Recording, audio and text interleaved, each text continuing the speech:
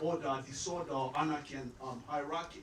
But the point here is when we talk about, And then once we are done with that, the refreshment. 2, 3. I think you guys are mad. You guys have to are you happy? All right, thank you. All right, thank you very much, everybody. Ipe and all our friends and colleagues here at the African Leadership Center and King's College, thank you very much for a very warm welcome, and thank you again for the very generous introduction, the generous words. It's such a pleasure to be here at King's College and at the Africa Leadership Center. And being here is somewhat nostalgic for me. I was a student at the LSE many years ago, and looking around at so many young faces here, I'm a bit embarrassed to say how many years ago that was. But I'm also a professor, and so I'm happy to be in this academic environment, especially after the utter madness of politics. I think that is a very nice place. So I must thank the management of the Africa Leadership Center for the kind invitation to be here. I think this is a good place to be after the rough and tumble of our politics. King's College London, I think, is also to be commended for its contribution to training so many outstanding leaders in Nigeria over the years. And of course, so many who are here now. Professor Olonishaki is, of course, one, and so many others who are here. Professor Kenneth Onwukadike, a distinguished historian, who was also the first indigenous vice chancellor of Nigeria's first university, the University of Ibadan, is an alumnus of King's College. We also have Mrs. Koforola Pratt, the founder of the first school of nursing in Nigeria. She also was here at King's College and a recipient of the Florence Nightingale Award from the International Red Cross. The doctor in our team, my team coming from Lagos, Dr. Nicholas Odifren, is here also. He's also an alumnus of King's College. And he never lets us forget about it. And some of us have had to caution him, that, to no avail, of course, that being here at King's at some point doesn't make you Desmond Tutu. I also think we should agree that the African Leadership Center deserves commendation for how it has, in a few short years of its establishment, gained a stellar reputation for teaching and research and for leadership studies that are focused on the African continent and training a whole new generation of scholars and practitioners on issues of peace, security, and international development. I know that the theme of the King's Africa Week 2023 was, as has been said, changing Africa in a shifting global landscape. So I will tailor my remarks this evening to this broad theme, while also seeking to answer the question of how Africa can prosper in this shifting global landscape. I think that a point on which there will be no reasonable dispute is that we live in a complex and somewhat confusing period. The lines have never been more blurred in the various conceptual prisms through which we view the world. The existence of several centers of political and economic power since the unipolar world of the 1990s has meant that there are various ways in which global developments are viewed. Of course, in addition to the United States, we have China, Russia, the European Union, the UK, India and Brazil as dominant regional powers. The perspectives, decisions, and actions of these actors impact not only on their regions, but across the world, including in multilateral forums all across the world. The Russian-Ukrainian war is, if we start with that, you just consider how that has impacted the world and in fact has impacted Africa. Apart from its consequences for international peace and security, that war has signaled a breakdown of the global order, which emerged at the end of the Second World War, and is a source of concern to many African countries who now have to steer their way delicately between the major powers. But the more immediate and consequential fallout of the war, as we all know, are the sharp hikes in food prices, especially wheat, sunflower, and sunflower oil, and even rice and maize, and then fuel and fertilizer prices. Many African countries, of course, are heavily dependent on one or both of the warring parties for food and oil. So when the conflict began in February last year, the price of wheat increased by 67% from the price in December 2021. Oil prices similarly went through the roof. International prices for oil averaged $100 per barrel in 2022 as compared to about $70 per barrel in 2021.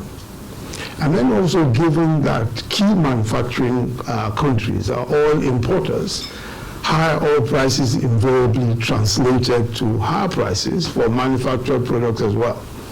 So these price shocks and disruption of supply chains of various commodities across Africa led to high inflation at a time when most countries were struggling to overcome the economic and social fallout of the COVID-19 pandemic, especially debt and foreign currency crisis. The situation was relieved somewhat by the deal that was brokered to enable the export of Ukrainian wheat. For Nigeria, let me say that despite our strong objection to the invasion of Ukraine, as evidenced by our support for the UN resolution condemning the invasion, we've managed to maintain good relationships with both parties. We're now in the process of working out a grain supply from Russia, coordinated by the World Food Programme, and we recently accepted to provide some space, port space, in Port Harcourt, Nigeria, for the distribution of grain from Ukraine to other West African countries. But I think the economic fallout of the war for us in Africa should be an introspective moment, especially on the issue of self-sufficiency in food production. And there's some good news here and there about that. Zimbabwe, for instance, had its highest ever wheat harvest of over 375,000 tons in 2022. And by that increase in production, it achieved self-sufficiency, at least in wheat production, which is a major component of its food. It achieved this feat by increasing land under cultivation, by improving fertilizer distribution, and ensuring irrigation in the winter months, and an active collaboration between government and the private sector. This means that Zimbabwe is insulated from the sharp increases in global wheat prices, or indeed further fallout from the war in Ukraine. What this clearly shows is that by proactive measures, African countries can turn this crisis and others into opportunity. It may also be a moment for even bigger ideas. We may reconsider our approach to food production using climate-smart methods that protect and enhance soil health and resilience. There's a lot of work being done by the Climate Action Platform, the Climate Action Platform for Africa, which is an NGO concerned with introducing a different concept, and I might talk about that a little later on, but CAP-A, as it's called, has some very interesting ideas on how we could actually turn some of the problems and crises that we've experienced into opportunity, especially in the climate action area. But a final word on the Russian-Ukraine war. A few days ago, President Lula da Silva of Brazil proposed a peace club, probably led by China. He said he was going to talk to China about this peace club to seek ways of ending the crisis. And I think that that sort of thinking is certainly the way to go. The world must find parties that can be trusted by both sides to intervene. Ultimately, this war, the Russia-Ukraine war, would have to end by negotiations. And I think the earlier that started, the better. Let me then talk a little bit about the climate crisis. I hope it's not my microphone that's making that's humming away like that. It's not? Oh, okay, it's a phone. All right. The climate crisis is central to current global complexities. Just a few days ago, the Intergovernmental Panel on Climate Change, the IPCC, released a report where it cautioned that if speedy action were not taken, global warming might attain the 1.50 degrees centigrade much earlier than expected, even possibly in the 2030s. Now, this is a worrying prospect if we consider that African countries, despite being the lowest emitters of carbon, are the worst hit by its effects and the least capable of quickly responding to or mitigating the damage that may be caused by extreme weather events. At the same time, a competition for increasingly scarce resources such as water and arable land is fueling conflict and complicating tensions between communities in many parts of Africa, especially in the northern parts of Africa. In our case in Nigeria, in the northern part, in the central and northern part of Nigeria, we have a lot of what we call the farmer-herder crisis, and these are of course very deadly conflicts over arable land and water. But African countries have a little more to worry about, even in the inevitable transition to net zero by 2050, and in our case in Nigeria by 2060. For us in Africa, energy poverty and its implications for extreme poverty are as existential as the climate crisis itself. In 2020, 52% of the population of sub-Saharan Africa, about 568 million people, had no access to electricity. 19 of the 20 countries with the lowest clean cooking access rates are in Africa. In practical terms, these energy deficits produce staggering defects. For instance, the clean cooking deficits lead to really huge numbers of premature deaths from household air pollution in sub-Saharan Africa in particular annually. Of course, gender inequities are exacerbated and millions of women and children suffer from critical health conditions on account of clean cooking deficits and of course the use of heavy pollutants like firewood. Due to the electricity deficits, half of secondary schools and a quarter of health facilities in sub-Saharan Africa have no power. And for many gas-rich but energy-poor countries in Africa, such as Nigeria, we are extremely gas-rich. We have huge reserves of gas, but energy-poor. We recognize that the role of natural gas, being a much cleaner fossil fuel, must play a transition role. It must play as a transition fuel in the short term to facilitate the establishment of baseload energy capacity and address clean cooking deficits in the form of LPG. But there has been strong resistance to this. I mean, we believe that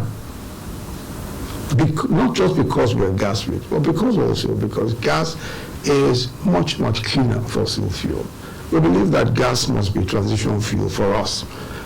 And the reason why we take this position is because there is no country yet that has been able to develop industrially using just renewable energy. And just for base load, just to get sufficient base load for industry, you absolutely must have some, and in our case, gas. But several global North nations have placed restrictions on the use of development funds for gas infrastructure in Africa, with ripple effects in the private financial sector.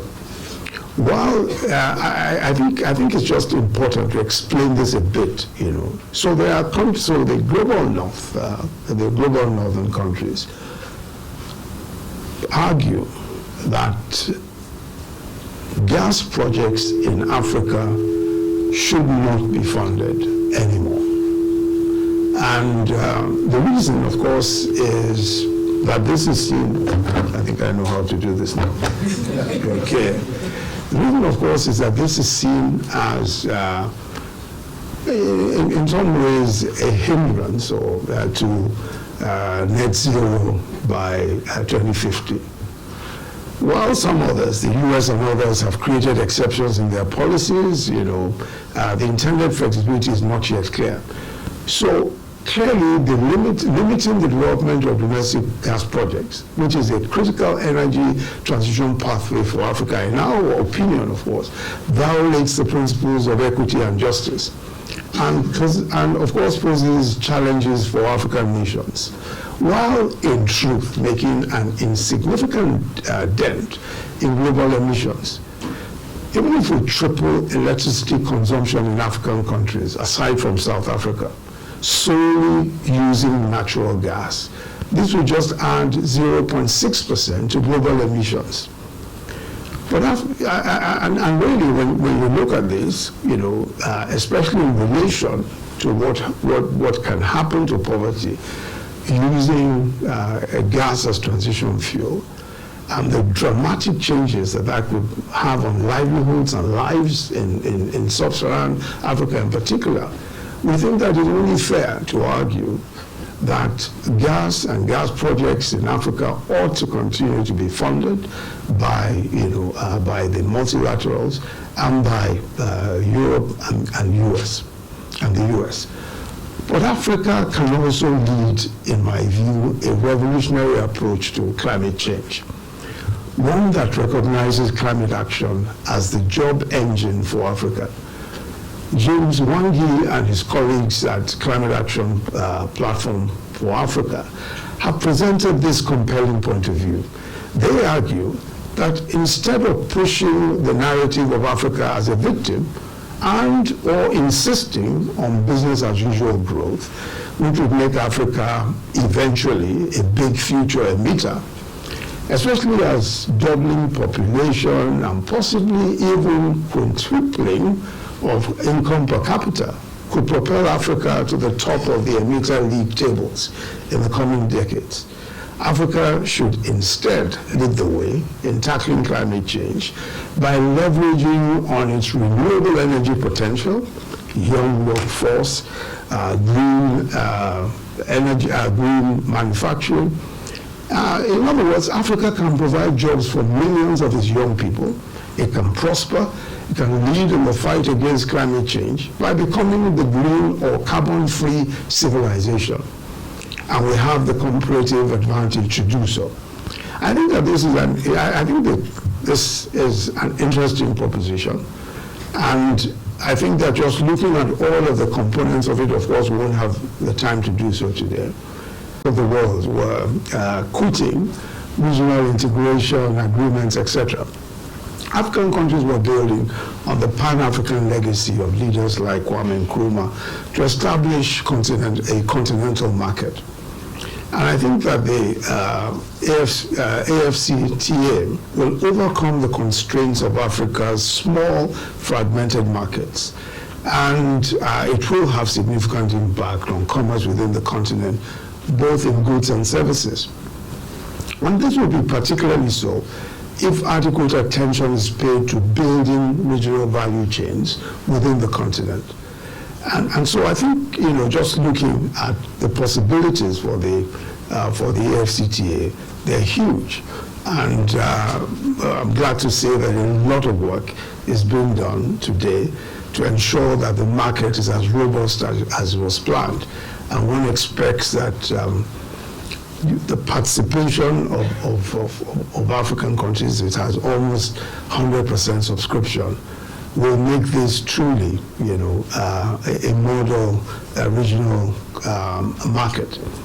For many of us, there's a strong conviction also that digitalization offers the best opportunity for leapfrogging for Africa. And of course, as we know, digital technologies are being deployed across Africa to provide solutions in agriculture, in education, in fintech, in healthcare. It's also being deployed in logistics and transport. And I think it has a potential to be used also in practically, all aspects of commerce and business. Smart housing solutions, smart power grids, there's just potential everywhere.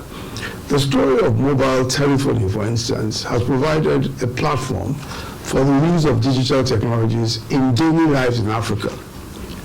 Due to mobile telephony, Africa is ahead of other parts of the world in terms of fintech and payment solutions. The continent accounts for about half of the world's mobile money accounts. And African countries are using AI-enabled surveillance technologies for facial recognition to monitor and to respond to crime.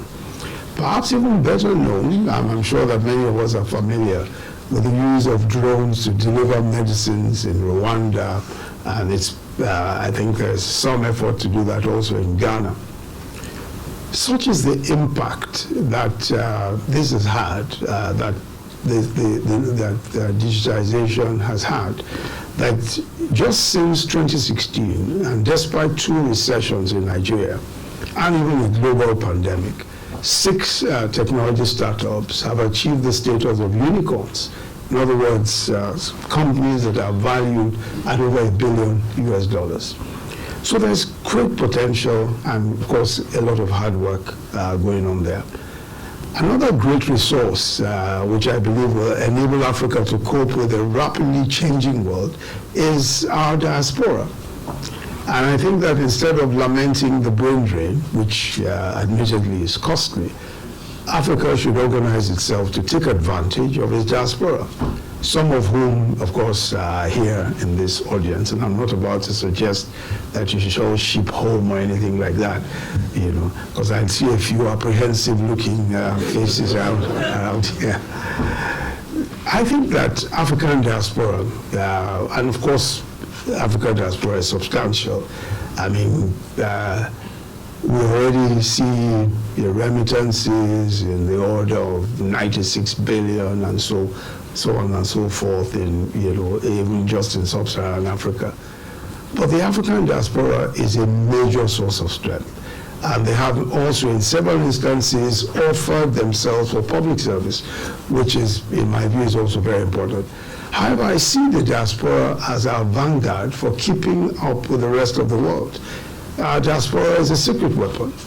As we've seen time and time again, members of our diaspora keep a close tab on developments at home, and they often invest their resources in business or setting up facilities with cutting-edge services in medicine, in education, in finance. For instance, the contributions of the Ethiopian diaspora that helped to fund the building of the great Ethiopian Renaissance Dam is one such major example of diaspora involvement in development. Kenya has also licensed a diaspora investment fund that will enable Kenyans living abroad to invest safely at home. The hospital where I had an operation last year, where I had a procedure, is based in Lagos, and the specialists that treated me practice both in Nigeria and the UK. As a matter of fact, just today, I was at I was seeing 2 of the 6 surgeons who carried out the procedure on me here in London. And what is evident is that we can derive benefits from all of our resources, both at home and in the diaspora, and it's becoming easier and easier by the day. In my few years of service as Vice President of Nigeria, I've been quite fascinated by the place of academic rigor in both policy formulation and perhaps more importantly in execution. In Nigeria, our social investment program, which is possibly the largest in sub-Saharan Africa, was a product of excellent policy research that also address the problems of how. Because that is always the big problem. How do you get it done? And how do you get it done effectively? And the results, in our case, our homegrown school feeding program is an award, has won several awards, where we feed about 9.5 million children daily, and created huge opportunities for farmers who sold their produce to the program. Our microcredit program for 2.4 million informal traders was also rigorously evidence-based. The delivery mechanism was also well-researched, and the electronic platform, which was developed by a very young team to deliver it, is now called the Growth Platform. It also has won, at least 2-3 international awards. So I think that there is a lot to be said for serious policy and serious policy papers, especially those that address the hows. Similarly, the insights from the study titled Conflicts in the Sahel Region and Developmental Consequences, which was undertaken by Fumi here, Professor Olonishaki, and her colleagues, helped to inform the thinking and design of our National Livestock Transformation Plan, which is an innovative, sustainable approach to resolving the deadly conflicts around pasture and water between farmers and herders in Nigeria, and one which became a template for addressing similar problems in the Sahel. So our National Livestock Transformation Plan, again, was the product of serious research, and especially research that speaks to how to get things done. So I think that there is a lot that can be said for working together with research institutions, with universities and all of that. And I think that is becoming better appreciated by governments and government officials determined to make a difference in their countries. Let me conclude by saying that Africa can take full advantage of the global complexities we see today, and indeed thrive in the face of uncertainties and disruption. The decisive factor will be knowledgeable leadership committed to good governance.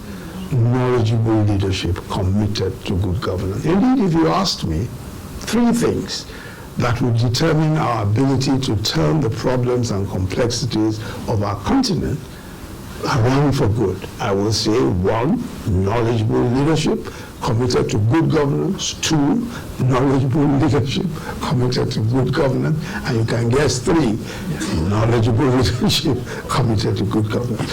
Thank you all very much.